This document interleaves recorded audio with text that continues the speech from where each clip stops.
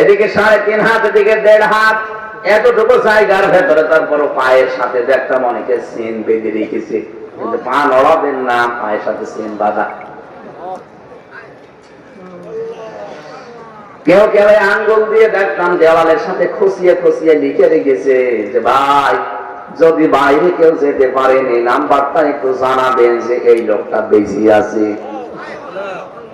কেউ আছে 8 বছর, 10 বছর, 14 বছর পড়ে আছে দুনিয়ায়, কেউ জানে না।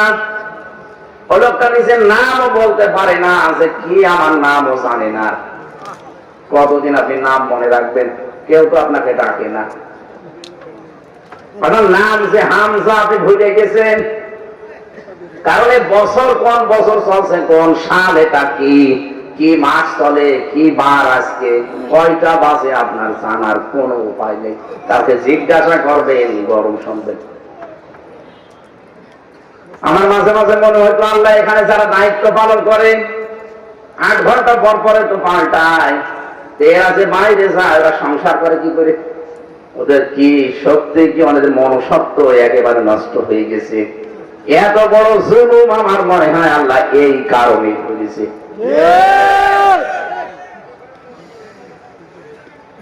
হঠাৎ রাত 12টা 1টার দিকে 5-7 জন এসে মুখ সব বাধা এসে আপনার ঘরের সামনে দাঁড়িয়ে ছোট্ট রুমের সামনে বলবে রেডি হও। কি রেডি হবো মা? আর তোমাকে নিয়ে যাওয়া হবে। কোথায়? কিছুই বলে না। আপনি রেডি হতে চাবেন না, 2টা ঘা দিয়ে বাড়ি দেবে পেছনে, এত জোরে বাড়ি দেয় মনে হচ্ছে জায়গা খুলে চলে গেছে।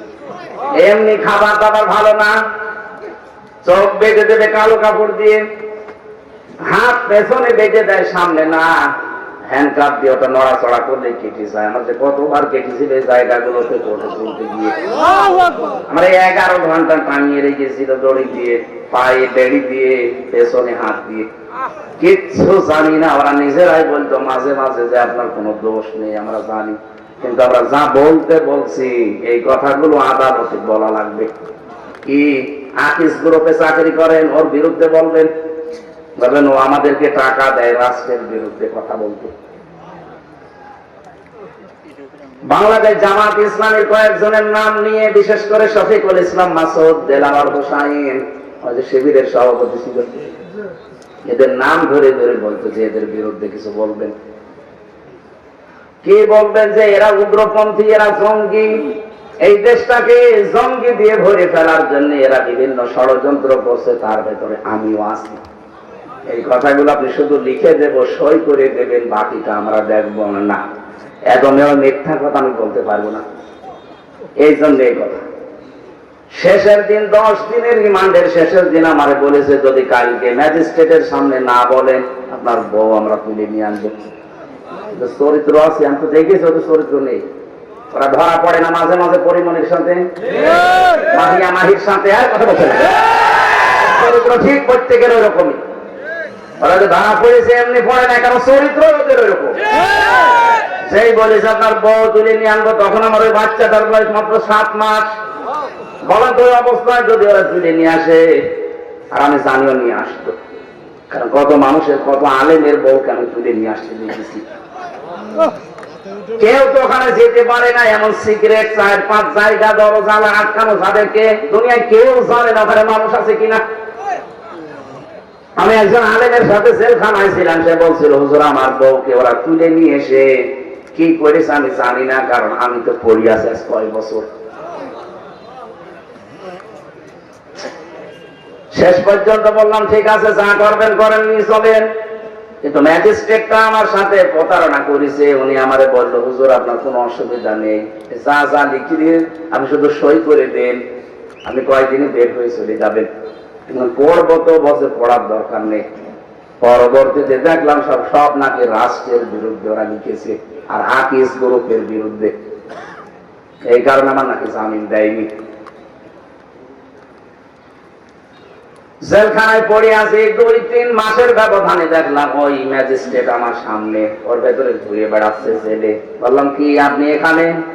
হুজুর আমারে মাফ করে দিয়ে, আমার বউ আমার যৌতুক মামলা দিয়েছে। ঠিক আছে, আপনার তো যৌতুক মামলায় যাওয়া, আপনি এই কাজ করলেন, আমার জীবনটা আমি করতাম না, আমার যা বলে দিয়েছিল উপর থেকে আমি তাই করেছি। সব ওদের সাজানো। এক একজনের নামে সন্তান মামলা দিয়েছে 313টা, 556টা। এই যে মুরব্বী, এখন সেই মোস্তাকবির সাহেবের মতো বারবার বলাও যাচ্ছে না, মুরব্বী মুরব্বী। কি একটা কথা ছড়িয়েছে মুরব্বী। না আমি তো এভাবে পারি না, ওই মুরব্বী যে কিভাবে বললো। যাই হোক মুরব্বী মানে আবার মুরব্বী। হ্যাঁ মুরব্বী ঠিক আছে ভাই, মুরব্বী মানুষ যা, ওনারা ডেট এক্সপায়ার হয়ে গেছে তো যা, কিন্তু যুবক মানুষ যাবেন না, কিন্তু যাবেন জবান খুলে পড়ে না। আউযু বিল্লাহি মিনাশ শাইতানির রাজিম। বিসমিল্লাহির রহমানির রহিম। সামনে থেকে এরকম অনুষ্ঠানগুলো বাদ দেওয়া লাগবে, সেমিনার সিস্টেম না করলে এরা এই 12 বাপের 13 ছেলে আসে, এটা কোনো মানে কি বলবো আর ইয়ার কি করছি না, আমি কি শালা দুলা ভাই আপনাদের কি আরম্ভ করেছে? কষ্ট হচ্ছে আমরা দেখতে পাচ্ছি তো, জায়গা আর নেই তো, এইভাবে থাকা লাগবে। যদি কষ্ট বেশি হয় বাড়ি চলে যাবে। যারা শুনছে এদের শুনতে দেবেন না। নামাজের কাতার যার জন্য বাঁকা হয় পুরা গোনা তার হয়। আপনি এখানে যারা শুনছে দেখছেন না, কত ব্যস্ত মানুষ বসে আছে। কথা একবার বলেন দেখেন, চলে যাবো, সত্যি চলে যাবো।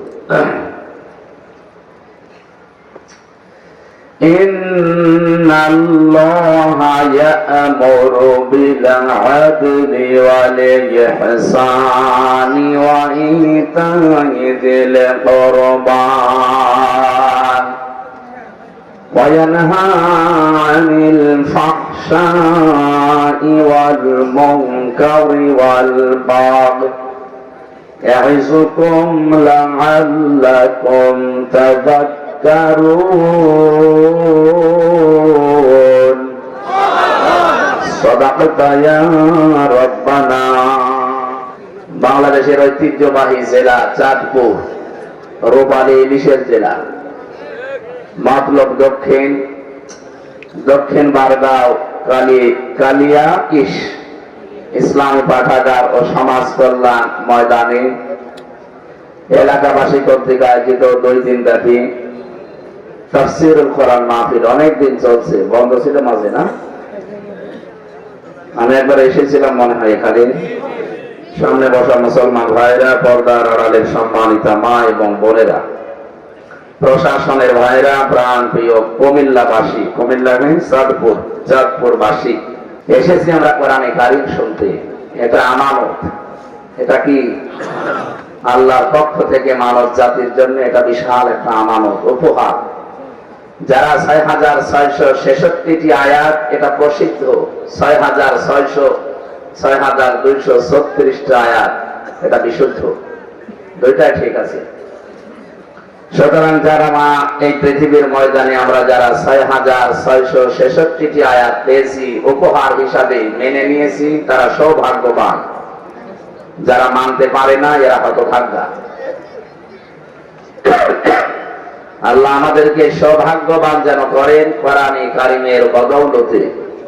এটা সৌভাগ্যের সোপান। আল্লাহ রাব্বুল আলামিন বলেন, ইন্না আরাদনাল আমানাতা আলাস সামাওয়াতি ওয়াল আরদি ওয়াল জিবাল فَأَبَيْنَ أَن يَحْمِلْنَهَا وَأَشْفَقْنَ مِنْهَا وَحَمَلَهَا الْإِنسَانُ إِنَّهُ كَانَ ظَلُومًا جَهُولًا।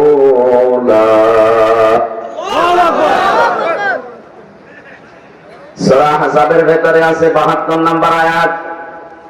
আল্লাহ পাক বলেন, অবশ্যই এই যে একটা আমানত, কোরআনে কারীমকে আল্লাহ আমানত বলেছেন, এই আমানতটা আমি পেশ করেছিলাম আকাশের কাছে, জমিনের কাছে, পাহাড়ের কাছে, কেউ রাজি হয়নি।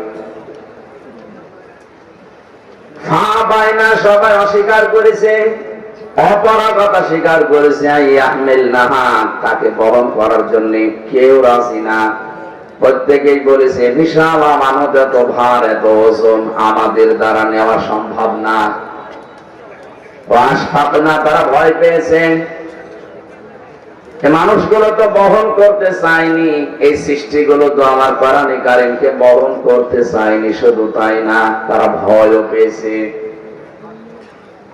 রব্বুল আলামিন বলেন অবশেষে মানুষ এ দায়িত্ব নিয়েছে।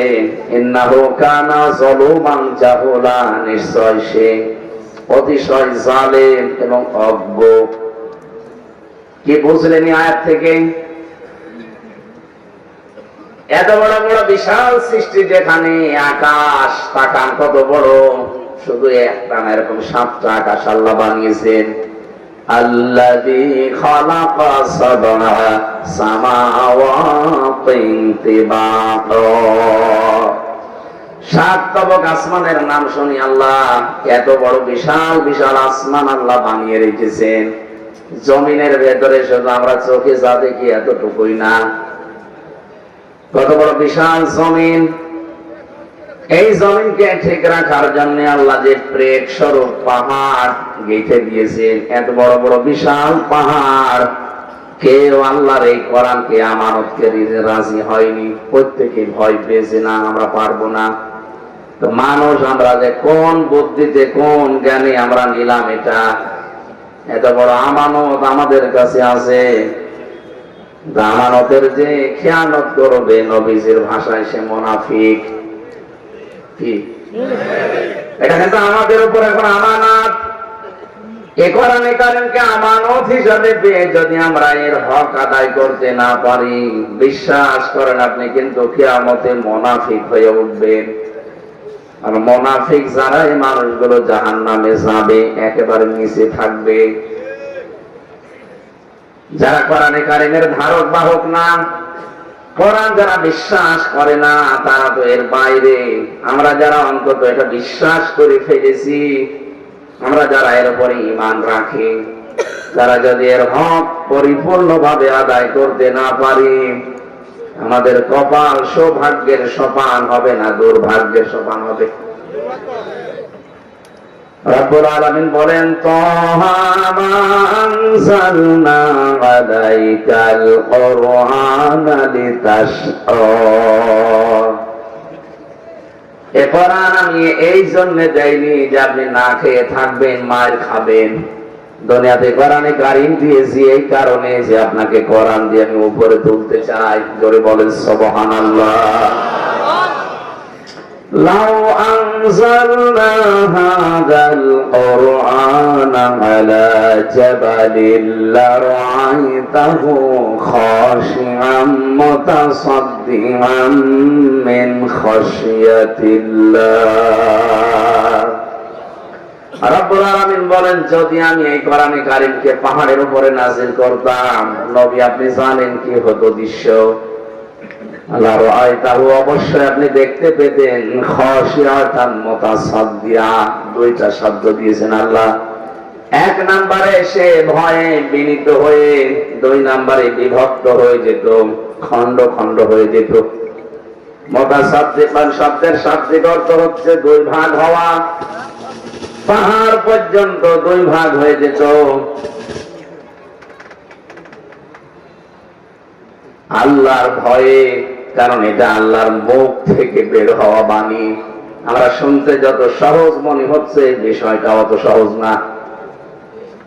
আপনি চিন্তা করতে পারেন, আল্লাহর মুখের বাণী, এটা বের হয়েছে সরাসরি তার মুখ থেকে।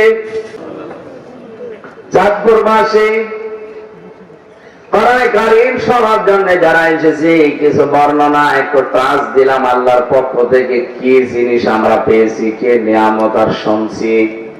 এই কোরআনে কারীম শোনার জন্য যে আল্লাহ আমাদেরকে ঘর থেকে পর্যন্ত নিয়ে এসেছেন, এটা আমাদের উপর আল্লাহর একটা দয়া। বললাম না 6666টি আয়াত আল্লাহর পক্ষ থেকে আমাদের জন্য উপহার। এটা গ্রহণ করে নিতে পারলে আপনি সৌভাগ্যবান হবেন, আর যদি অস্বীকার করেন তাহলে আপনি হবেন দুর্ভাগা, হতভাগা। আমরা কি আমাদের ভাগ্য হত করতে চাই? আমরা ভাগ্যকে সুপ্রসন্ন করতে চাই। আমাদের ভাগ্য যেন সব জায়গায় ভালো হয় বিশ্বে। শুধুমাত্র একটাই কারণে তামাম দুনিয়া আজ আমরা ভয়ে আছি। পাশের একটা রাষ্ট্র পেয়েছি প্রতিবেশী, এটা একটা কলঙ্ক। তামাম দুনিয়া যদি এখন পর্যন্ত আমরা জানতাম, ওরা ছড়িয়েছিল সারা দুনিয়ার মোড়লদের কাছে যে আমাদের দেশে সংখ্যালঘু নির্যাতন হয়। পুরা উল্টি এখন দেখতে পাচ্ছি সারা পৃথিবীতে সবচাইতে বেশি সংখ্যালঘু নির্যাতন হয় ইন্ডিয়াতে। আর আমার মুসলমান ভাইকে জবাই করছে শুধু গরু খাওয়ার অপরাধে।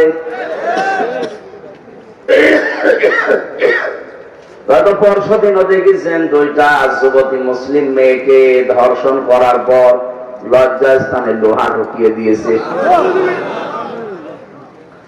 এ পৃথিবীর নিকৃষ্টতম এখন মানবতার শত্রু এই উগ্রপন্থী হিন্দুরা।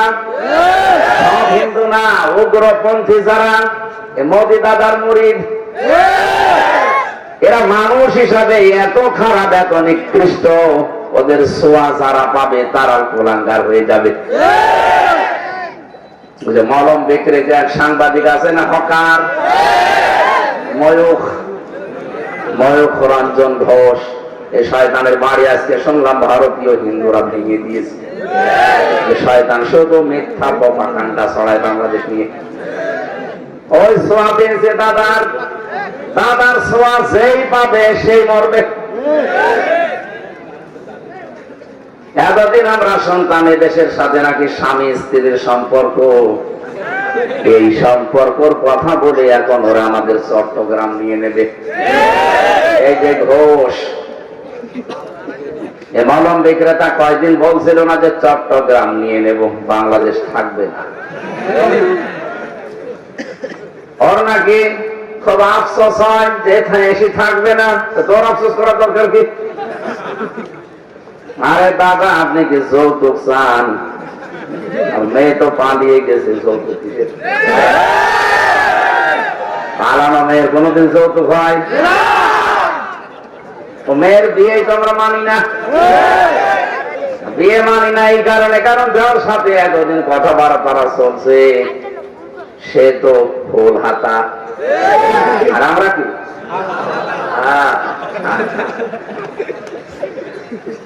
ফুল হাতার সাথে তো হাফ হাতা যাবে না, যাবে? এখন দাদাকে হাফ হাতা করা লাগবে। দাদার এখন যা বয়স, বয়সে হাফ হাতা করবেন কারে দিয়ে?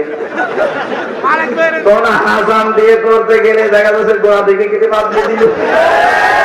ও বিয়ে করা 7 জীবনের মতো মিটে যাবে না। মূল কথায় যে দাদার সাথে আমাদের যাবে না, যতই চেষ্টা করেন হবে না। আমি এটাকে বানায় বলছি। তোরা বাতারা 2 নাম্বার পারা 14 নম্বর পৃষ্ঠা 4 নাম্বার লাইনের 221 নাম্বার আয়াতের মাঝের অংশে আছে, ওয়ালা তুনকিহুল মুশরিকিনা হাত্তা ইউমিনু। কোন মুশরিক যতক্ষণ পর্যন্ত ঈমান না আনবে তার সাথে কোন মুমিনা নারীর বিয়ে দেওয়া জায়েজ নেই। মেয়ে আমাদের যাই হোক হাজি তো কথাবার্তা একটু মিথ্যা বলে ঠিক আছে, তারপরও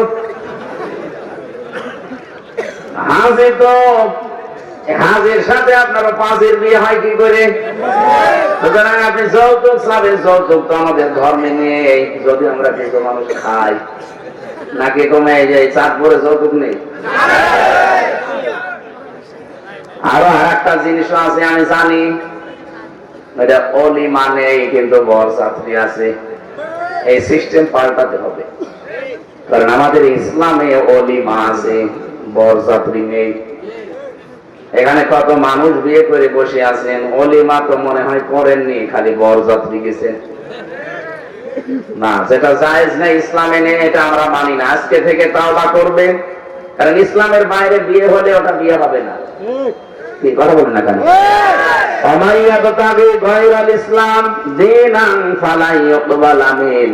ইসলাম বাদ দিয়ে কোন নিয়ম নীতি আল্লাহর দরবারে গ্রহণযোগ্য হচ্ছে না, হবে না। ইসলামে যেহেতু অলিমা আছে, বরযাত্রী নেই, আজকের এই দিন থেকে জীবনে যতদিন আছি কোন বিয়েতে গেলে আমি আর বরযাত্রী যাব। কেউ দাওয়াত দিতে আসলে বলবেন না ইসলামে নেই, আমি ওখানে যাব না। আপনি অলিমা করেন, আমি আছি। বলেন তো অলিমা কি ছেলের বাড়ি হয় না মেয়ের বাড়ি? এখানে অলিমা করেছেন কারা? হাত তোলেন তো। একজন নাকি এলাকায় বিয়ে শাদী বন্ধ হয়ে গেছে? বন্ধ না, এখন থেকে ইসলামে যেটা আছে আপনি ওইটা করবেন। বরযাত্রী সত্যিই বাদ দেওয়া লাগবে এখন থেকে, পুরা ডিলেট। ওটা মুসলমান সমাজে ওটা চলবে না। হিন্দুদের কালচারে আছে, ওরা করুক, অসুবিধা নেই, কারণ ওরা বিয়ের দিন মেয়েকে সব একবারে দিয়ে দেয়। আমাদের ধর্মে কি ওইটা আছে নাকি? আমাদের ধর্মে নবীজি নিজে বিয়ে করেছেন, কিন্তু অলিমা করেছেন। কথা বলে না কেন? যারা করেননি দরকার কাজা করেন, বিয়ে করতে বলছে না, কিন্তু অলিমা তো করা যায়। মেয়ের পক্ষ থেকে আর 100-150 মানুষ নিয়ে আসেন, নিজের বংশের 150 মানুষ, 500-700 মানুষ বাড়িতে খাওয়ান, অলিমা হয়ে যাবে। আমারটা যদিও করা নেই, আর আমরা বেশি বরযাত্রী ছিল না, আমার 7 জন। শ্বশুরকে বলেছি 7 জনের যে খাওয়ানো টাকা আমি দিয়ে দেব, এখন তোমার শোধ করা লাগবে। বারবার বলছি এই কারণে, কারণ আমার ছেলে নেই, আমার 3টা মেয়ে, আমার বাঁচা লাগবে না। আমি যাতে মাতাল হলো তো তাহলে ঠিক আছে, আমি আমার তো বাঁচা লাগবে। এখন থেকে যে অলিমা হবে না বরযাত্রী যাবে? ঠিক আছে, আলহামদুলিল্লাহ, তাহলে আমি বেশি যাবো। চাঁদপুরবাসী যে ষড়যন্ত্র করছেন আমাদের ধর্মে, যেহেতু এটা নেই, আমির জামাত ডাক্তার শফিকুর রহমান হাফিজাহুল্লাহ ঘোষণা দিয়েছেন কয়েকদিন আগে, বাংলাদেশের 1 ইঞ্চি মাটি না, ½ ইঞ্চির দিকে কেউ যদি অবৈধভাবে তাকায় তার চোখ তুলে ফেলা হবে।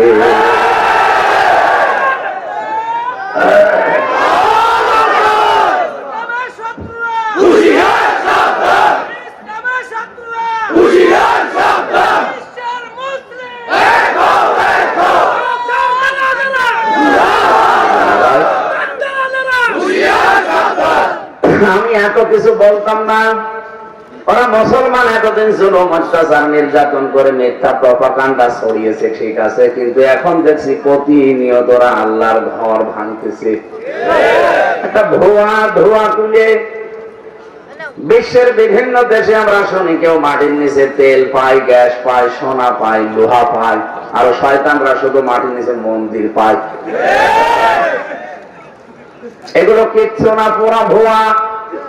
500 বছর আগে, 1000 বছর আগে নাকি ওখানে মন্দির ছিল, এই জন্য আল্লাহর ঘর তারা ভেঙে দিচ্ছে।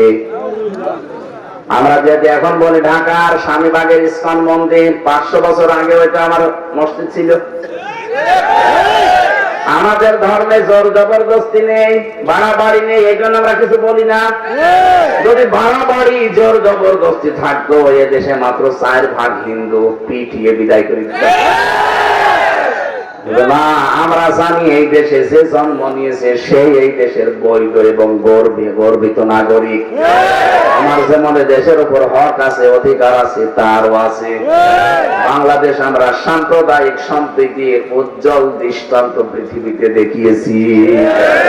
এদেশের রোজার পূজা পাশাপাশি হয়, কথা বলেন না কেন? 96 ভাগ মুসলমান এই দেশে, আর মাত্র 4 ভাগ অন্য ধর্মের মানুষ আছে। 850 বছরে এলাকা মুসলমানেরা শাসন করেছে। যদি বলেন তো আমাদের ধর্মে বাড়াবাড়ি থাকলে একটা হিন্দু থাকতো না। আপনারা কি করছেন? বিশ্বের মানুষকে এতদিন জানাতেন যে দেশে সংখ্যালঘু নির্যাতন হয়, অথচ পুরো মিথ্যা। এটা গোবিন্দ পরামানিক পর্যন্ত কয়েকদিন আগে বলিস। এই দেশে আমরা সব চাইতে এখন আগস্টের 5 তারিখের পর থেকে নিরাপদে আছি। যত প্রপাগান্ডা চালাচ্ছেন আল্লাহ সব যেন ফাঁস করে দিচ্ছে। রব্বুল আলামিন বলেন মাকারু মাকারনা মাকারা ওয়া হুম লা ইয়াশউরুন। ওই মানুষগুলো ষড়যন্ত্র করেছিল আর আমি আল্লাহ একটা কৌশল করেছিলাম, ওদের ষড়যন্ত্র আমি আল্লাহ নাশাত করে দিয়েছি, ওরা টেরও পায়নি। ফানজুর কাইফা কানা আকিবাতু মাকরিহিম আন্না দাম্মারনাহুম ওয়া কওমাহুম আজমাইন। বলেন আল্লাহু আকবার। আমি যে কথা বলি ওখান থেকে বাস্তবে একটা শিক্ষা নিয়ে আসি। দেখেন তো আয়াতে কি শিক্ষা আছে? সূরা নমল 19 নাম্বার পারা 20 নাম্বার পৃষ্ঠার 5 নাম্বার লাইনের 51 নাম্বার 52 নাম্বার আয়াতে গুলো রব্বুল আলামিন বলেন ফানজুর কাইফা কানা আকিবাতু মাকরিহিম। আপনি একটু নজর করে দেখেন না কেন এই সমস্ত অপরাধী যারা ষড়যন্ত্র করেছিল এদের সাথে আমি আল্লাহ কি আচরণ করেছি? আন্না অবশ্যই আমি আল্লাহ দাম্মারনাহুম আমি আল্লাহ ধ্বংস করে দিয়েছি তাদেরকে, অকওমাহুম তাদের জাতিকে জ্ঞাতি গোষ্ঠীকে, আজমাইন পুরাটাই। কিভাবে ধ্বংস করেছে এবার আল্লাহ যেন আমাদের চোখে আঙ্গুল দিয়ে দেখাচ্ছেন।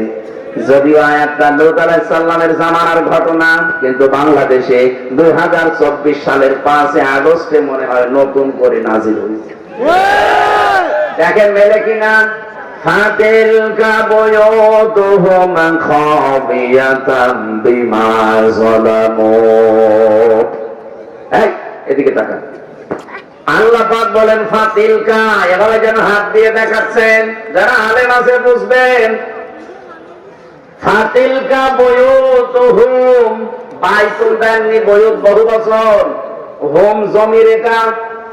আমার যেন কেন মনে হচ্ছে আল্লাহ নিজের আঙ্গুল দিয়ে ভাবে আমাদেরকে ইঙ্গিত দিচ্ছে, এই যে এই সেই ঘরগুলো, এই সেই ঘরগুলো, এটা কামালের ঘর, এটা মায়ার ঘর, এটা নাসিমের ঘর, এটা হানিফের ঘর, এটা কামার ঘর।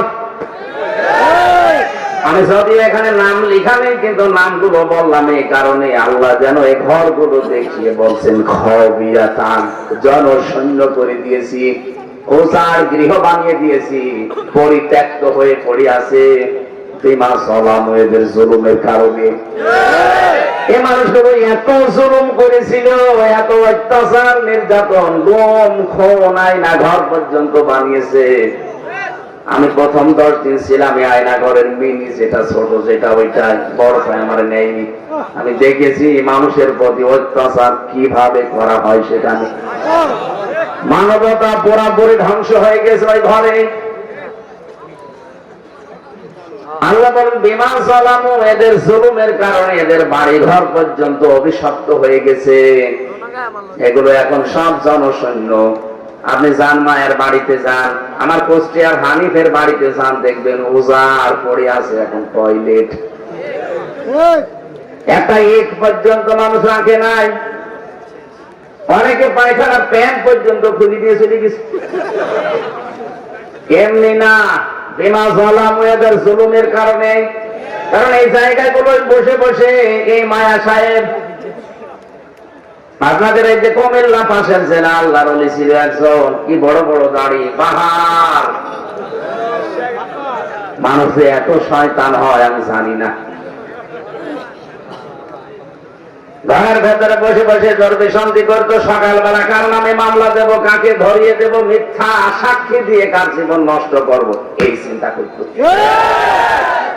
মনে করছেন হুজুর কিভাবে জানলো? সব বলি দিচ্ছে আল্লাহ জিবরাইল দিয়ে আমারে, সব খবর আমি জানি। সারা দেশে কোখানে কি হয়েছে সব ওই রিমান্ডে আমারে দেখে দেখে দেখাচ্ছে যে এখানে এই হচ্ছে, এখানে এই করছি, অমুককে আমরা ধরেছি, অমুককে ধরবো, সব দেখাতো। 3টা বছরে আমি বহু কিছু জেনেছি ওই জালেমদের কাছ থেকে। কোথায় কি হবে, কুষ্টিয়ায় হানিফ সাহেব কি করবে, সকালবেলা কাকে মিথ্যা মামলায় চড়াবে, সবগুলোরা আগে থেকে জানে। কি শুরু হয়েছিল দেশে আপনি জানেন? ভালো মানুষ এই যে গিয়াস ভাই ঘুমিয়ে আছে ঘরে, ঘুম থেকে উঠে দেখছে থানার হাজতে, কি গো গাছ কেটেছিস, কখন স্বপ্নে। এইটা চলছিল দেশে, আমি বেশি বলে ফেললাম। এই যে আল্লাহর ওলি আওয়ামী লীগের, না উনি মন থেকে না, মনের খবর তো আল্লাহ জান। আল্লাহ রসুলের একনিষ্ঠ ভক্ত, দাড়ি দেখে টের পাচ্ছেন না? আল্লাহ যেন অমরের মতো বানিয়ে দেন, বলেন আমিন। কোন মানুষ যদি একবার ইসলামের দিকে ফিরে আসে, আল্লাহর দিকে, আল্লাহ এত বেশি খুশি হয়। একটা হারানো সন্তান 10 বছর পরে মা পেলে যেমন খুশি হয়, তার চাইতে আল্লাহ বেশি খুশি হয় একটা মানুষ যখন ইসলামে ফিরে আসে। আমরা চাই যারা ভুল করেছেন আপনারা ওই ক্ষতিপূরণটা দিয়ে ফিরে আসেন।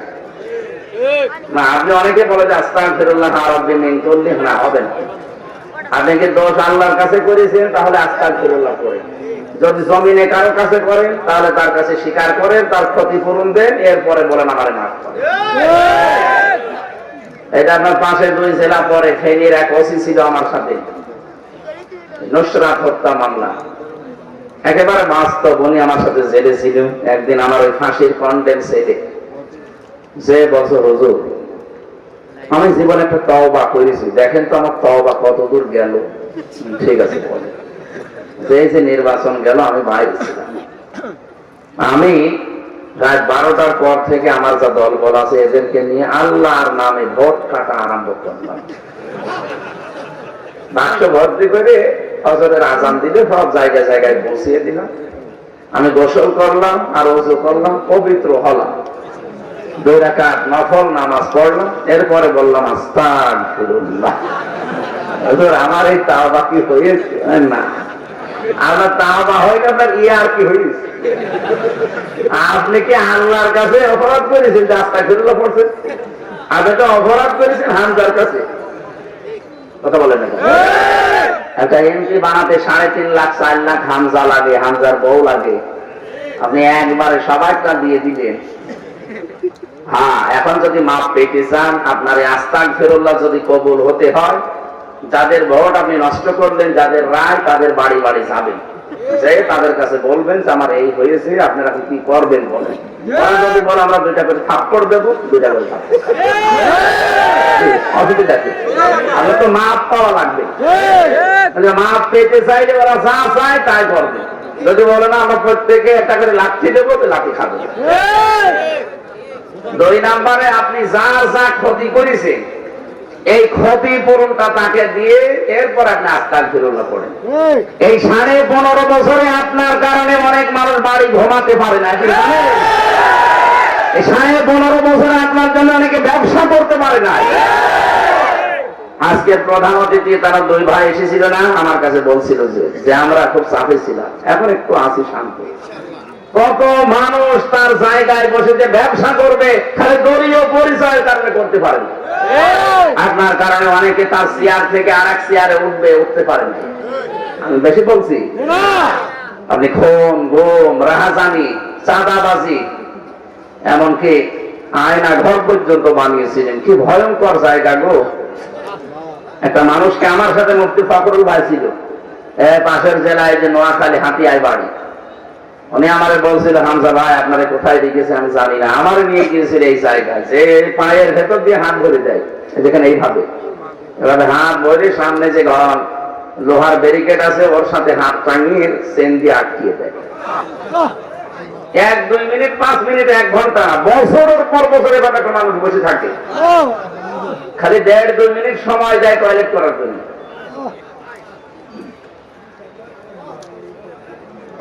সকালবেলা কয়েকটা ছোলা দিয়ে যায়, দেখলাম পচা ছোলাটা। তা আমাদেরটা তো হালকা দিয়েছে ভালো, ওদেরটা আরো কঠিন। আমি তো মিনিটাই ছিলাম, যারা বড়টাই ডিগটাই ছিল, কি কষ্ট দিয়েছে তাদের। দুপুর বেলা 1 মুঠ খাবার দিয়েছে, তো 1 বাটির ভেতরে 4-5 রকমের তরকারি দিয়ে মনে হচ্ছে কেউ মাখিয়ে দিয়েছে। কয়দিন আমাকে খেতে পারবেন? তারপর তো মাথার উপরে বিশাল টেনশন যে আমি বেঁচে আছি কিনা কেউ জানি না। কত মানুষের দেখলাম এত বড় বড় নখ হয়ে গেছে, চুল দাড়ি গোপ এত বড় বড়, মনে হচ্ছে জঙ্গল থেকে আসতেছে। রাতের বেলা কাউকে কাউকে এত পিটানো, আওয়াজ হতো বাঁচাও, কিন্তু উপরে তো আওয়াজ যাবে না, মাটির নিচে। হঠাৎ রাত 2টা-3টার সময় এসে 4-5 জন মুখ বাঁধা লোক কালো কাপড় দিয়ে আপনার ঘরের সামনে এসে বলবে রেডি হন।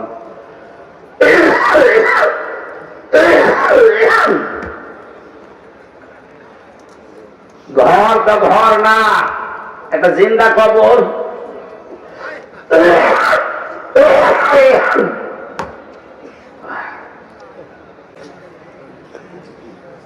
চাপ পড়ছে বেশি তো প্রতিদিন, আজকে 3টা চলছে, কত পোলাবে শরীরে। আরো আরেকটা আছে, সেই আওলাদের রসুল নাকি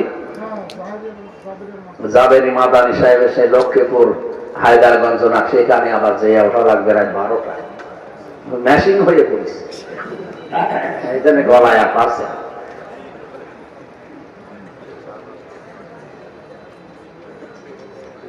এদিকে 3.5 হাত, এদিকে 1.5 হাত, এতটুকু জায়গার ভেতরে তারপর পায়ের সাথে একটা মনেকে সিন বেঁধে রেখেছে, কিন্তু পা নড়াবেন না, পায়ের সাথে সিন বাঁধা। কেউ কেউ আঙ্গুল দিয়ে দেখতাম দেওয়ালের সাথে খুশিয়ে খুশিয়ে লিখে রেখেছে যে ভাই যদি বাইরে কেউ যেতে পারেনি নাম্বারটা একটু জানাবেন যে এই লোকটা বেশি আছে। কেউ আছে 8 বছর, 10 বছর, 14 বছর পড়ে আছে দুনিয়ায়, কেউ জানে না। ওই লোকটা নিজের নামও বলতে পারে না, যে কি আমার নামও জানে না। কতদিন আপনি নাম মনে রাখবেন? কেউ তো আপনাকে ডাকে না। আপনার নাম যে হামজা, আপনি ভুলে গেছেন, কারণ বছর কোন বছর চলছে, কোন সাল, এটা কি কি মাস চলে, কি বার, আজকে কয়টা বাজে, আপনার জানার কোনো উপায় নেই। তাকে জিজ্ঞাসা করবেন, গরম শুনবেন। আমার মাঝে মাঝে মনে হয়তো আল্লাহ এখানে যারা দায়িত্ব পালন করে 8 ঘন্টা পর পরে তো পাল্টায়, এরা যে বাইরে যায় ওরা সংসার করে কি করে? ওদের কি সত্যি কি আমাদের মনসত্ব একেবারে নষ্ট হয়ে গেছে। এত বড় জুলুম আমার মনে হয় আল্লাহ এই কারণে করেছে।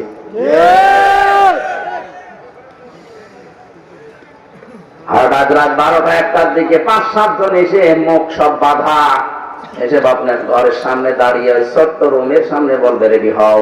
কি রেডি হবো মানে? তোমাকে নিয়ে যাওয়া হবে। কোথায়? কিছুই বলে না। আপনি রেডি হতে চাবেন না, 2টা ঘা দিয়ে বাড়ি দেবে পেছনে, এত জোরে বাড়ি দেয় মনে হচ্ছে জায়গা খুলে চলে গেছে। এমনি খাবার দাবার ভালো না, চোখ বেঁধে দেবে কালো কাপড় দিয়ে, হাত পেছনে বেঁধে দেয়, সামনে না।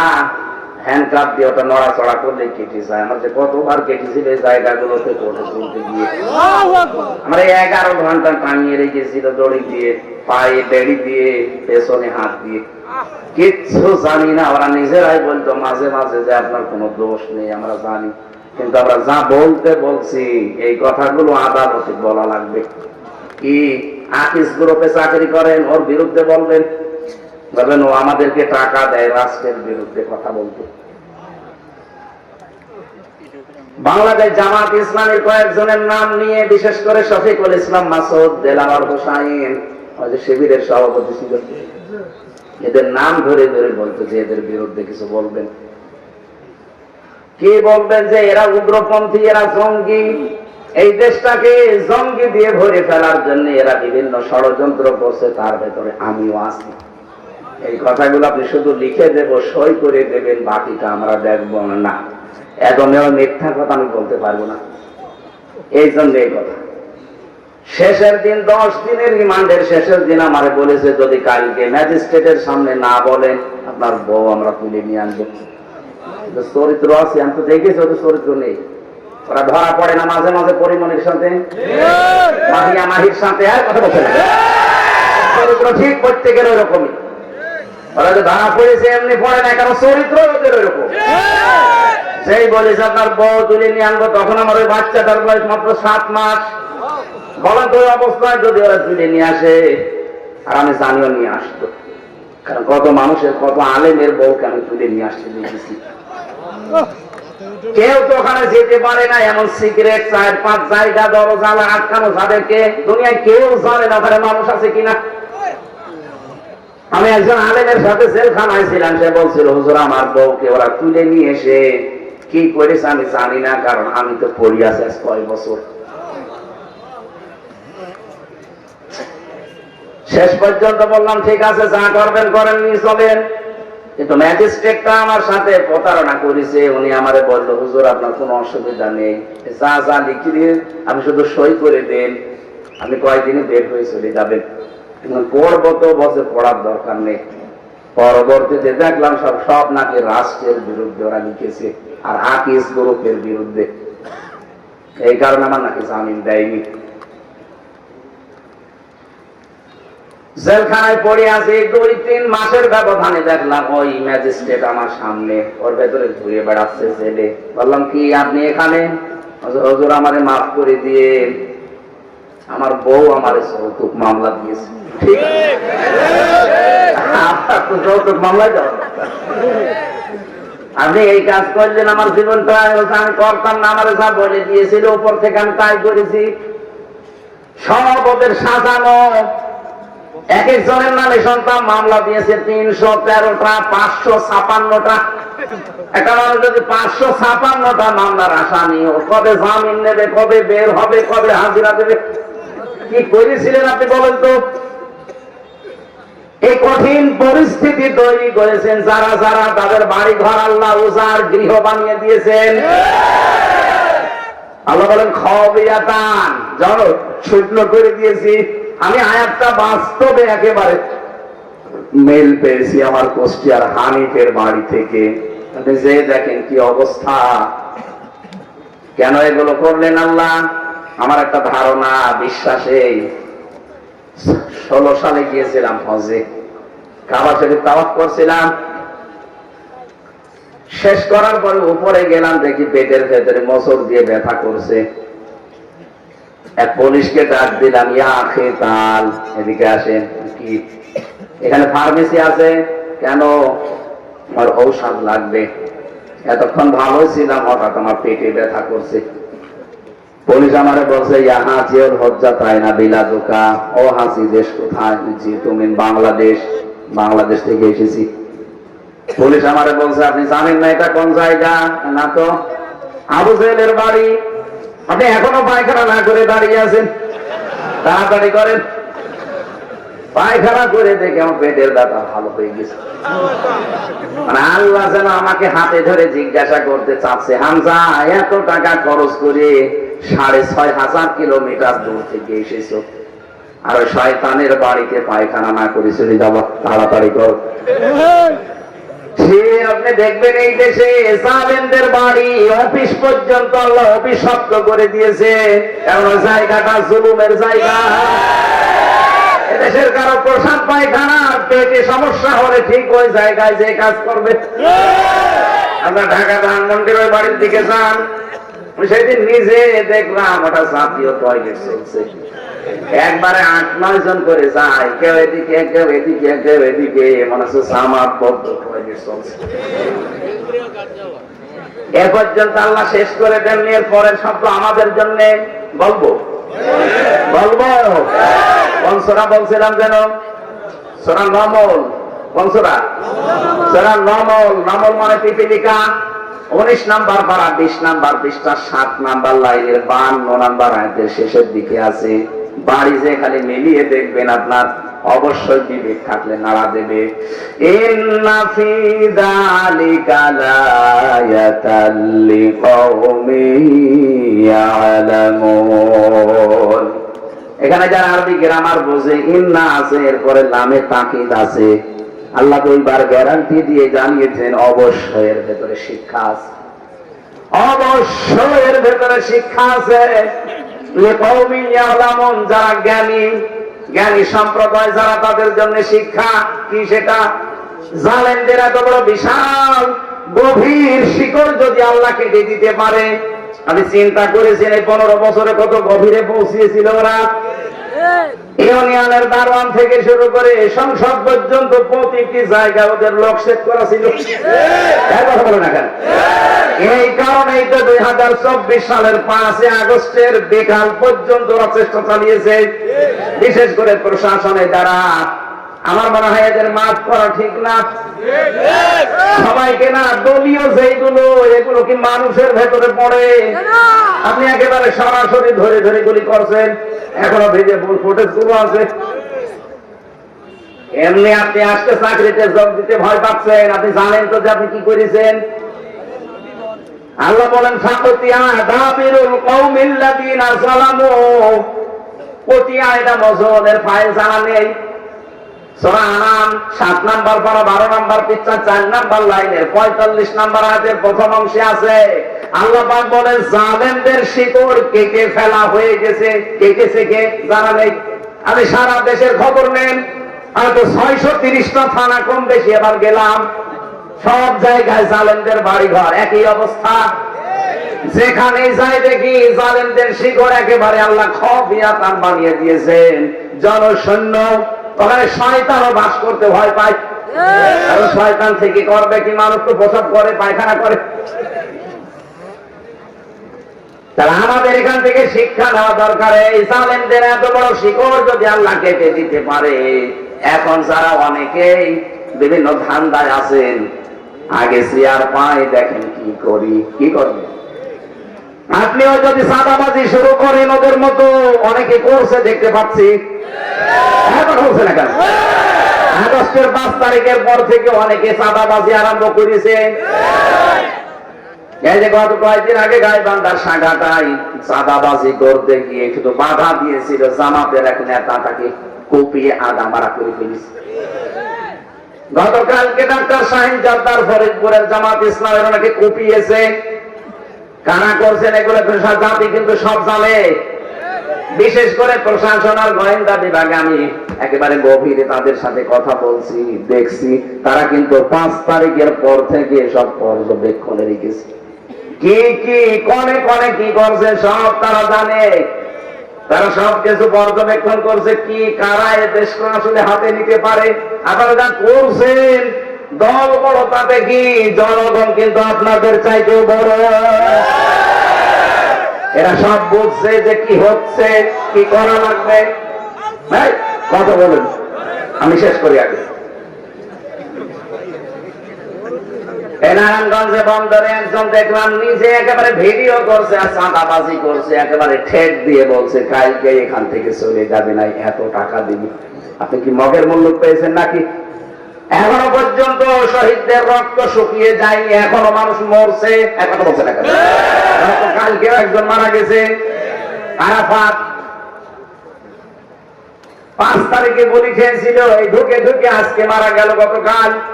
এখনো পর্যন্ত শহীদরা শহীদ হতে আসার আপনি চাঁদাবাজি আরম্ভ করে দিয়েছেন। এ জনগণকে কি পাগল পেয়েছেন নাকি? এরা সব কিন্তু বোঝে, সময় যখন আসবে উল্টিয়ে যাবেন। এই জন্য এখনো থামেন।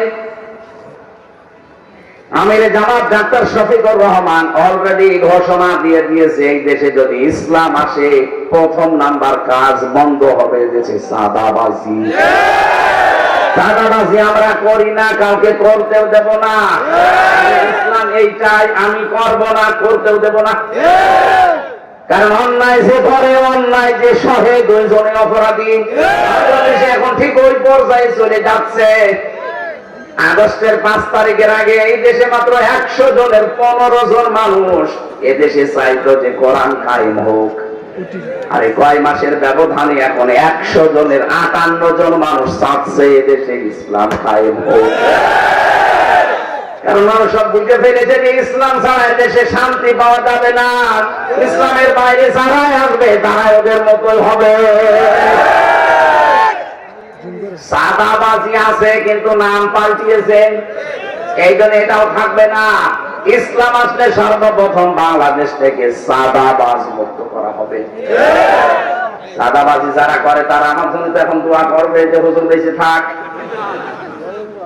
তাহলে বাড়া ভাতে আমি ছাই দিয়ে দিচ্ছি, গরম ভাতে ছাই দেওয়া হচ্ছে না। গরম ভাত পেলে সবচেয়ে বেশি বেজার হয় বিড়াল। এখন বলছে না কেন? ওরা কিন্তু বিড়ালের জাত। যারা চাঁদাবাজি করে খায়, যারা চুরি ছিনতাই করে, এগুলো বিড়ালের চাইতেও খারাপ। আমরা বাঘের বাচ্চা, বাঘের জাতি। আমরা সত্যিই যদি একটু শক্ত হয়ে হুঙ্কার দিতে পারি, ও বিড়ালরা নিজের এলাকা ছেড়ে পালাবে। কাউকে ছাড় না, জীবন চলে যায় যাবে, অন্যায়ের কাছে মাথা মতো নেই। চাঁদাবাজ কিসের চাঁদাবাজি? 2732 জন মানুষ মারা গেছে, এমনি না। 780 জন মানুষ হাসপাতালের বেডে কাতরাচ্ছে এই চাঁদা দেওয়ার জন্য না। কথা বলেন না কেন? কালকে এক হিন্দু পুরোহিত ঠাকুর আমিরে জামাতের আগে বক্তব্য দিয়েছে গাইবান্ধায়, বলছে এই দেশে আমরা সব দেখেছি সংখ্যালঘু নির্যাতন কারা করে, বাংলাদেশ জামাত ইসলামে যদি সত্যি রাষ্ট্রে যেতে পারে আমরা সবচেয়ে নিরাপদ থাকতে পারবো। একটা হিন্দু মানুষ বোঝে আর আমরা বুঝবো না? মানে সব বোঝে জনগণ। আপনারা সাবধান হন, মানুষ সামনে কি করবে মানুষের উপরে ছেড়ে দিন, আপনার চরিত্র আগে ঠিক করেন। জালেমদের এত বড় শিকড় যদি আল্লাহ কেটে দিতে পারে, আপনি আন্দাজে আশায় আছেন যে এই করবো সেই করবো, কি করবেন আপনি? আপনিও যদি ক্ষমতা পেয়ে জালেম হন, জুলুম করা শুরু করেন, আপনার বাড়িও পায়খানা হবে ইনশাআল্লাহ। জালেমদের কত বাড়ি ঘর দেখে আসলাম, সাহেব পাড়া বানিয়েছে মালয়েশিয়াতে, সব তালা লাগানো দেখলাম। বেগম পাড়া বানিয়েছে কানাডায়, কেউ থাকে না। এই শয়তানরা পালিয়েছে, জালেমরা কিন্তু থাকতে পারে না। এত ভয়, হোটেলে থাকে, চুরি করে হোটেলে একবার যে ঢুকেছে আর বের হয় না। আমি মালয়েশিয়া, সিঙ্গাপুর, থাইল্যান্ডে যেই কয় জায়গায় হোটেলে গেছি দেখি শয়তান দুটো বসে আছে। হুজুর আগেই চলে এসেছি, দোয়া করেন। কেন আপনার সে সাহেব পাড়া বেগম পাড়া বলেন না, ওখানে থাকা যায়, পিটিয়ে মেরে থাকবে। কি করলেন আপনি? এত টাকা পয়সা, থাকতেও পারলেন না, খেতেও পারছেন না। সালমান এফ রহমানের মতো দরবেশ 36,000 কোটি টাকা। কয়েকদিন আগে একটা জরিপ পেয়েছিলাম, এই দেশ থেকে নাকি প্রতি বছরে 42,000 কোটি টাকা করে শয়তানরা পাচার তুলেছে। আরে ভাই, 32,000 কোটি টাকা হলে যেখানে পদ্মা সেতু হয়ে যায়, কথা বলছে না কেন? এর চাইতে তো বড় সেতু বাংলাদেশে নেই। তাও তো 3 বার বাসেট করে মালিং কাটিং করে করা, এত টাকা লাগতো না। সর্বোচ্চ 12 থেকে 13,000 কোটি টাকা হলে ব্রিজ বানানো হয়ে যায়, সেখানে 32,000 কোটি টাকা 3 বার বাজেট বাড়িয়ে বানিয়েছে। আর বাজেট যত বেশি চুরি তত বেশি। এইটাই ছিল দেশের নিয়ম। খালি বাজেট করেন, বাজেট করতে পারলে। আবুল মাল ছিল আর কামাল ছিল। কি আমার পাশের জেলা কামাল, দুইটাই মাল মাল, আবুল মাল কামাল।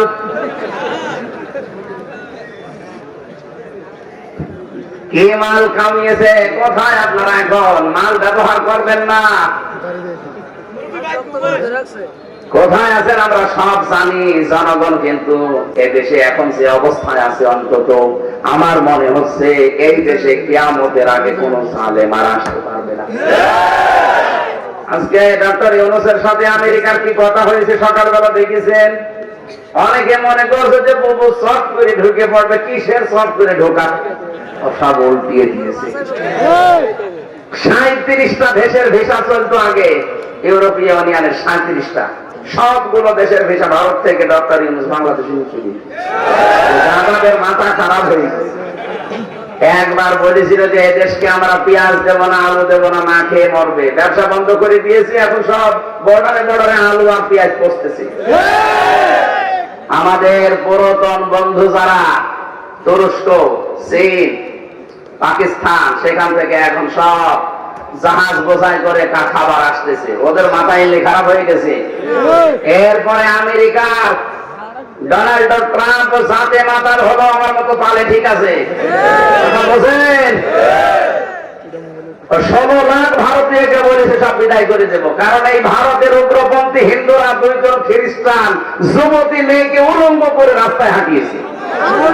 ট্রাম্প কি ভুলে যাবে? ওকে তো এক রোকা মানুষ। সিদ্ধান্ত যখন নিয়েছে বাস্তবায়ন করেই ছাড়বে।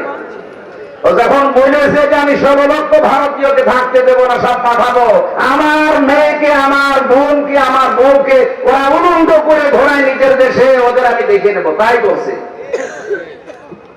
আমার এই মোবাইলটায় সর্বোচ্চ কল আসলে আসবে তারেক জিয়া সাহেবের পিএস এর মোবাইল থেকে। আমার সাথে জেলে ছিল এই কারণে অপু সাহেব। আর ডক্টর ইউনূসের মোবাইলে কল দেয়, আমি টের পান। আন্দাজে যে লাফান, ওটা মাথা না, ওটা একটা ম্যাগনেট। কিছু বলে না হঠাৎ করে এমন কাজ করবে দাদার ধুতি খুলে যাবে। আমি বলেছিল যে সেভেন সিস্টার থাকবে না, ও ধুতি আছে কিনা দেখে না। মাথা এমনি খারাপ হয়ে গেছে আপনাদের, আমরা জানি। ডাক্তার ইউনূস যদি আর সত্যি কিছুদিন থাকে, আর ওর যেখানে যেখানে হাত, ওকে কল দেয় চীনের প্রধানমন্ত্রী শি জিনপিং, ওরে কল দেয় একেবারে Donald Trump, Joe Biden, Barack Obama. আর আপনার মোবাইলে কল কেউ দেয় না, আপনি নিজে নিজেই মোবাইল করেন, নিজে নিজে রেকর্ড করেন, নিজে নিজে এডিটিং করেন, নিজেই ছেড়ে দেন। মানুষকে ভয় দেখাতে মানুষ এখন সব বোঝে। কেউ তো কল দেয় না, কি করবে? নিজে নিজে কল দেয় মিজান সাহেবের কাছে, আবার নিজে রেকর্ড করে। আগে থেকে সব কিছু সাজানো থাকে, এগুলো সব যে ধরা পড়েছে। আপনি থাকেন ডালে ডালে, আর দেশের এই তরুণ প্রজন্ম থাকে পাতায় পাতায়। চেনে আগে কত দূর উঠতে পারবে মুরব্বী মানুষ, এরা আগেই থেকে তার আগে উঠে বসে আছে। সব কিছু এখন আসে যাচ্ছে, যাতে যা করেন সব ভয় দেখাতে, এগুলো তার ছড়ায় মাঝে মাঝে মানুষের ভেতরে। মনে করেন কথা শুনে মানুষ লাফাবে, যারাই লাফায় তাদের পেছনে লাল হয়। গোপালগঞ্জে এত পিটানো পিটিয়েছিল, লাফিয়েছিল কয়দিন শুনলাম, ওই কয়েকদিন ঢাকা থেকে গোপালগঞ্জ কেউ যাওয়া আসা করলে বসে আসলে 300 টাকা, দাঁড়িয়ে আসলে 1000 টাকা, বাসের মালিক আছে। আবার যদি ওনার উস্কানিতে পা দিয়ে কেউ কিছু করেন, বারবার চেষ্টা চালিয়েছিল, শেষে এখন হিন্দুদের লাগিয়েছে। দেখলেন না, হিন্দুরাও তো কথা শুনছে না, এখন পাগল হয়ে গেছে, বলছে আমি অঘোষিত জেলখানায় আর থাকবো না, আমি দেশে যাবো। আসেন আপনাকে আমরা আয়না ঘরে লিখে দেবো। চা করেছেন 10 বছর 14 বছর লাগবে না, শুধু 5 মাস 6 মাস থেকে দেখেন। আপনি কিছুদিন থাকেন, এমনিতে আল্লাহর কাছে চলে যাবেন। আমরা যে মূল শিক্ষা দিতে চেয়েছিলাম, জালেমদের মতো আচরণ যদি আবার সামনে কেউ করেন, জালেমদের এত বড় শিকড় আল্লাহ কেটে দিতে পারলে আপনার তা কোনো ব্যাপারই না। কথা বলে না কেন? আল্লাহ আমাদেরকে যেন সম্মতি দেন বোঝার। অনেকে এখনো পর্যন্ত থামেননি, চালিয়ে যাচ্ছেন। বাবা শাহজালাল, সব হালাল, জনগণের কাছে সব হালাল হয়ে যাবে। কথা বলেন ঠিক কিনা? 15% থেকে যদি 58% চলে আসে 3.5 মাসে, আর কয় মাস যেতে দেন? হিন্দুরা পর্যন্ত এখন বলছে আমরা ইসলাম চাই। ইসলামের বাইরে দেশে শান্তি থাকার কোন কায়দা নেই। এদেশের 100 জনের 100 জনই বলতে বাধ্য হবে আমরা এই দেশে কোরআনে কারিমকে রাষ্ট্রীয় ক্ষমতা চাই। কথা বলুন। মাওলানা মামুনুল হক হাফিজাহুল্লাহ, লোকটা 3 বছর আমার পাশে বলেছিল, মাঝে মাঝে দিনের বেলা দেখা হতো। বলতো ভাই, বাইরে থাকতে ভাবতাম কি, আর ভেতরে এসে দেখছি কি। বাইরে থাকতে ভাবতাম আমাদের টপি নিয়ে সমস্যা, আমাদের ওই আকিদায় সমস্যা, আমিন নিয়ে সমস্যা। অথচ আমরা দেখছি ভেতরে সবাইকে এক জায়গায় তালা লাগিয়ে রেখেছে। ওখানে হেফাজত ইসলাম, জামাত ইসলাম, চরমনাই সব এক ঘরের ভেতরে রেখে তালা লাগিয়ে দিতে, আর লিখে রাখতো হুজুর মামলা। কি মামলা? এটা মামলার নাম হলো, নাম দিয়েছে হুজুর মামলা, হেফাজত মামলা, জামাত মামলা, শিবির মামলা, জঙ্গি মামলা। এগুলো মামলার নাম। আরে ভাই, মামলার নাম হয়তো মার্ডার মামলা, ধর্ষণ মামলা, এখন বলছে না, চুরি মামলা, ডাকাতি মামলা, এইগুলো নয় নাম হতে পারে, হুজুর আবার মামলা হয়? কোথায় পৌঁছিয়েছিলেন আলেমদের সাথে? আল্লাহ এমনি আপনাকে নামিয়েছে। আমরা যে তেলাওয়াত করলাম আয়াত সূরা নাহলের 90 নম্বর আয়াতে, বৈষম্য বিরোধী ছাত্র আন্দোলনের 9টা দফা ছিল, এই আয়াতে 6 দফা আল্লাহ দিয়ে দিয়েছে। আল্লাহ যে 6টা এখানে আদেশ আর 6টা, 3টা আদেশ আর 3টা নিষেধ আছে। ওই 9 দফা কর্মসূচির 6টা আয়াতে আছে। এই জন্য আয়াতটা পড়লাম। আমরা তাফসীর আকারে বলতে চাচ্ছি, থাকবেন তো? এত তাফসীর মাহফিল যদিও লেখেননি, নাকি লিখেছেন? নাকি ওয়াজ মাহফিল? আলহামদুলিল্লাহ। আর একটা তাফসীর মাহফিল আমার সামনে আছে, মাইথার দিয়া কত দূর এখান থেকে? 7-8 কিলো। 7-8 ফেব্রুয়ারি, আমি 8 তারিখে আছি না, 8 তারিখে মাইথার দিয়ে আমি এশার নামাজের পরে উঠবো ইনশাল্লাহ। যারা সময় পান ওখানে যাবেন, একটা সুন্দর সাবজেক্টের উপরে গবেষণামূলক কথা বলবো ইনশাআল্লাহ। আজকের তাফসীর মাহফিল, এই আয়াতে যেহেতু বৈষম্য বিরোধী ছাত্র আন্দোলনের দফা কয়টা? 9টা। কয়টা? এই 6টাই আছে আজকের আয়াতে। আমরা এই আয়াত থেকে দেখি না, চলে যাবেন মনে হচ্ছে। এই যে মুরব্বী, এখন সেই মোস্তাকবির সাহেবের মতো বারবার বলাও যাচ্ছে না, মুরব্বী মুরব্বী। কি একটা কথা ছড়িয়েছে মুরব্বী। না, আমি তো এভাবে পারি না। ওই মুরব্বী যে কিভাবে বললো, যাই হোক মুরব্বী মানে আবার মুরব্বী। হ্যাঁ মুরব্বী,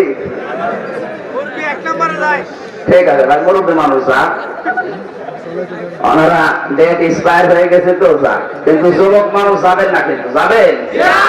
যুবক মানুষ থাকে না, ওরা তেলাওয়াতকৃত আয়াতে যাচ্ছে। এবার জবান খুলে কোরআনের আয়াতটা পড়েন।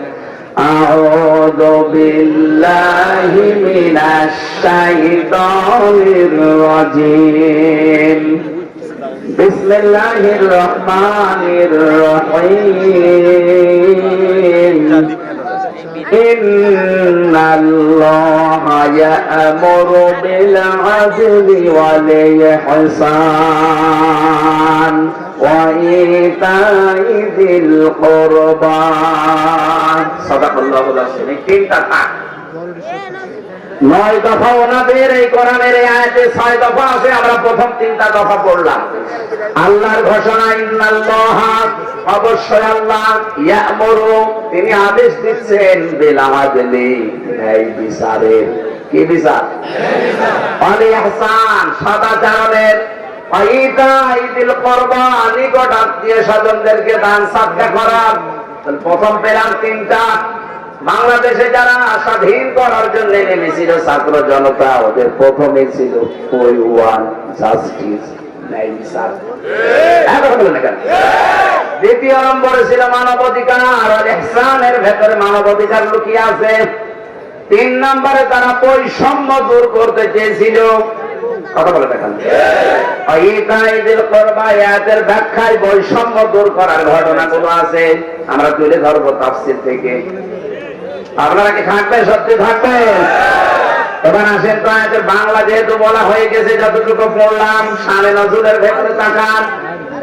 ওই জামানায় পুরা মক্কার ভেতরে 3 জন ওসমান ছিল। একজন ওসমান ইবনে তালহা, যিনি কাবা চাবি বহন করতেন। 2 নম্বরে ওসমান ইবনে আফফান, নবীজির জামাই। 3 নম্বরে ওসমান ইবনে মাজউন। এই লোকটা পরবর্তীতে সাহাবী হয়ে যায়। বিশ্বনবী কাবার দেওয়ালের সাথে হেলান দিয়ে বসে আছে। না, আপনাদের তো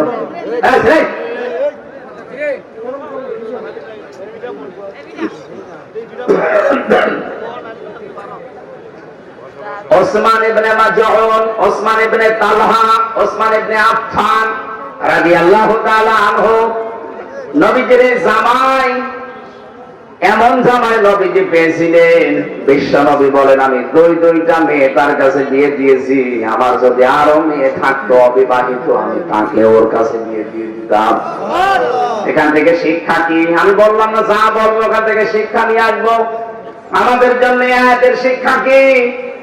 হযরত ওসমান ইবনে আফফান নবীজির জামাই ছিল। নবীজি বলেন, আমার মেয়ে 2টা দিয়েছি, উম্মে কুলসুম আর রুকাইয়া। এরপর আমি কোনোদিন অশান্তিতে, কোনোদিন চিন্তায় থাকি নাই। আমার মনে মনে সিদ্ধান্ত ছিল, যদি আমার মেয়ে আরো থাকতো বিবাহিত না হয়ে, তাকেও আমি দিয়ে দিতাম। আপনি কি মনে করেন, একটা বাবার কাছে সবচাইতে বেশি দামি তার সন্তানটা, বিশেষ করে মেয়ে, রাজকন্যার মতো। এই মেয়েটাকে আজ আমরা অনেক মানুষ এমন এমন জায়গায় বিবাহ দিচ্ছি। খালি সম্পদ দেখে, বাড়ি ঘর দেখে যদি বিবাহ দেন, আগে দেখবেন ছেলেটা মানুষ কিনা। খালি সম্পদ আর টাকা পয়সা দেখে যদি বিবাহ দেন, আজকেই পেপারে দিয়েছে দেখলেন, সন্তানটাকে না দেখে খালি টাকা পয়সা আর জমি জায়গা ঘর বাড়ি থেকে বিয়ে দিয়েছিল, কিন্তু ছেলেটা মানুষ না, ওটা মদখোর। রাতের বেলা এসে মদের টাকা চেয়েছে, স্ত্রীর কাছে দিতে পারেনি, জবাই করেছে। সম্মানিত ভাইরা, আমরা যারা এখানে জামাই আছি, শ্বশুর যারা বসে আছে, এটা যেহেতু রেকর্ড হচ্ছে, আমার শ্বশুরও শুনছে। বলেন তো, শ্বশুররা কি এই বিশ্বাস এখন করতে পারছে যে আমার এই মেয়েটা দিয়েছি এইটাই নিরাপদে আছে? তারা 24 ঘন্টা টেনশনে থাকে। আমার তো শ্বশুর যারা আছে, তাদের তো এই বিশ্বাস থাকা দরকার যে মেয়ে আমার আরো থাকলে আমি আরো দিতাম, কিন্তু একটাই দিয়েছি, তার এই অসুখে রাখতে পারে না, অশান্তির ভেতরে লিখেছে। নবীজি নিজে ওসমানের কাছে মেয়েগুলো দেওয়ার পরে মাঝে মাঝে বলতেন, আমি এত নিশ্চিন্তে আছি ওসমানের কাছে 2টা পর মেয়ে দিয়ে, আমার কাছে যদি আর মেয়ে থাকতো সেইটাও আমি দিয়ে দিতাম। আমার জামাই আমাদের আচরণ গুলো ঠিক এরকম হওয়া দরকার। স্ত্রীর সাথে তাদের ভালো ব্যবহার, তাদের আচার আচরণ, তাদের ভরণ পোষণ সাধ্য মতো যদি চেষ্টা করেন, শ্বশুর শাশুড়ি যেন মনে করেন না এ জামাই না, এই একজন ফেরেশতা পেয়েছি আমরা। অথচ আমাদের নামে মামলা পর্যন্ত দেয় এমন শ্বশুর শাশুড়ি আছে আমাদের আচরণের কারণে। যৌতুকের টাকা চাই, নাউযুবিল্লাহি মিন যালিকা, লজ্জা করে না মানুষ? 18 বছর, 20 বছর, 25 বছর শ্রম দিয়ে দিয়ে মেয়েটা মানুষ করে আপনাকে দেখছে। ওই মেয়েটা জীবনেও কোনো কাজ, কোনো উপকার এই বাবার লাগবে না। ওই বিয়ের পর থেকে মরণ পর্যন্ত যা করবে সব আপনার জন্য। আপনার ছেলে মেয়ে এসে পেটে নেবে, আপনার সংসার সামলাবে, সারাটা জীবন আপনার পাশে থাকবে। ওর বাবা মার কোনো কাজ আছে? খালি জন্ম দিয়ে 18 বছর 20 বছর মানুষ করে দিয়ে দিয়েছে। এরপর আপনি তার কাছে টাকা চান। বউ দিয়েছে, এই কারণেই তো শেষ দায় পড়ে থাকা দরকার। আমরা যদিও সবাই পারছি না, কিন্তু তো পারা লাগবে। কথা বলেন না কেন? আর মা বোন যারা এসেছেন তাদেরকে আমি শক্ত হওয়ার জন্য বলছি। আমি নিজে পুরুষ, আমি জানি আমাদের দুর্বলতার জায়গা কোনটা। আপনারা শক্ত হবেন। আপনার স্বামী যদি বাম হাতের ইনকাম করে, জায়েজ যতটুকু উপায় করে অতটুকু নিয়ে সন্তুষ্ট থাকবেন। নিজের চাহিদাকে আপনি সীমাবদ্ধ করবেন। আপনার স্বামীর উপায় মাসে 20,000 টাকা, আপনি যদি আপনার শাস্তি প্রতি বছরে এমন এমন আবদার করেন, ও কাজ করতে 18,000 চলে যায়, ও বাকি কি করবে 2,000-এ? এই জন্য আপনাদেরকে বলছি, মা বোনেরা, মেয়েরা এসেছে, হ্যাঁ, বিভিন্ন জায়গায় যারা বসে আছেন আপনাদেরকে বলছেন, রেকর্ড হচ্ছে, কালকে সারা দুনিয়ায় যাবে। সম্মানিত মা বোন যারা এসেছেন বা আসবেন, শুনবেন, আপনাদের আমি এক কথাই বলছি, সত্য হবে। আমি ভাই, আমি পুরুষ, আমি জানি পুরুষের দুর্বল জায়গা কোনটা। আমি সিক্রেট ওপেন করে দিলাম। আপনারা শক্ত হবেন। কোন হারাম ইনকাম করে যদি বাড়িতে আসেন, বলবেন না ওইটা খেয়ে স্বামী স্ত্রীর মিলনের পরে যে সন্তান পেটে আসবে, সন্তানটা জন্মগত ভাবে তো হারামখোর হবে। সন্তান জন্মগত ভাবে তো হারামখোর হবে। হারামখোরের কাছে কি আশা করা যায়? সুতরাং আমি এত কষ্ট করে 10 মাস 10 দিন পেটে রাখবো, কোন হারামখোর সন্তান আমি পেটে রাখতে পারবো? আপনি আমার বাদ দেন, নাই হারাম ছাড়েন। আপনি বারবার এরকম শক্ত হবেন, দেখবেন এমনি টাইট হয়ে যাবে। আর ইসলাম যদি সামনে আসে, আপনারা তো রাজরানীর মতো থাকবেন। আমিরে জামাত বলে নাই, যদি ইসলাম এই দেশে আসে যে মেয়েদেরকে জুজুর ভয় দেখানো হয়, যে ঘরবন্দি করে রাখবে, অত্যাচার চালাবে, কে বলেছে আপনাকে? ইসলামের দেশে কায়েম হলে সবথেকে বেশি নিরাপদে থাকবে মেয়েরা। এক একজন হয়ে যাবে বাঘের মতো। আজ তারা কত জুলুম, অত্যাচার, নির্যাতনের শিকার। দুইবার মহিলা আনলাম, কি হইল? যৌতুকও বন্ধ করতে পারে না। চাচা এর সাথে ছিল 9 বছর, কিন্তু 10 বছর ছেলে ছিল। চাচা এর সাথে কি করলো? পুরুষ নির্যাতনও সে বন্ধ করতে পারে নাই। উনি যদি পুরুষ নির্যাতনটাও বন্ধ করে যেতে পারতো, তারপরও তো আমরা এখন বাঁচতাম। কত বড় ঝামেলা আছে আমরা জানেন। সম্মানিত মা বোনদেরকে আমি আর একটা কথা শোনাই, আমি শুধু নামাজ পড়ে রোজা রেখে কালো বোরকা পরে জান্নাতে যেতে পারবেন না যতক্ষণ পর্যন্ত বৈধ কোনো কাজে আপনার স্বামী আপনার উপরে নারাজ হয়ে যাবে। এই জন্য সাবধান, এই বিষয়টাও কিন্তু গুরুত্বপূর্ণ খুব। শুধু নামাজ পড়ে রোজা রেখে কালো বোরকা পরে জান্নাতের আশা করা যায় না। স্বামী যাদের আছে তাদের জায়েজ হুকুমগুলো মেনে তাদের খুশি রাখা লাগবে। কেন তাদের এত দাম আল্লাহ দিয়েছেন। নবীজি বলেন, যদি আল্লাহ বাদের সেজদা জায়েজ থাকতো, মেয়েদেরকে বলতাম স্বামীর পায়ে সেজদা করো। কোথায় তার মর্যাদা আপনি এখনো টের পাননি। এজন্য সাবধান থাকবেন এই জায়গায়, খুব সতর্ক। পরে যদি জায়েজ কোন হুকুম করে, জীবন থাকতে আপনাকে মাস্ট বি মানায় রাখবে। জান্নাতের 8টা দরজা ওই মহিলার জন্য আল্লাহ খাদিজাতুল কুবরার সাথে খুলে রাখবে। আমি 2 জন মহিলার জীবনী পুরা পড়েছি।